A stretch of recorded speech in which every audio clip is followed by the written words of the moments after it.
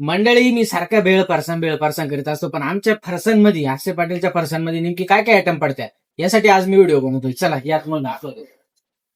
पहिलं तर म्हणजे ही लसूण शेव, लाल भडक माल कडक अशी लसूण शेव. हा लसूण आम्ही सफेद लसूण नाही वापरत, कापसासारखा लसूण असतो तो नाही वापरत, लाल पाकळीचा जो लसूण असतो त्यातली ही लसूण शेव. त्यानंतर ही आपली मसूर डाळ आणि चणा डाळ मिक्स असते. त्यानंतर आपला सम्राट मसाला शेंगदाणा. त्यानंतर आपली वाकडी असलेली पापडी.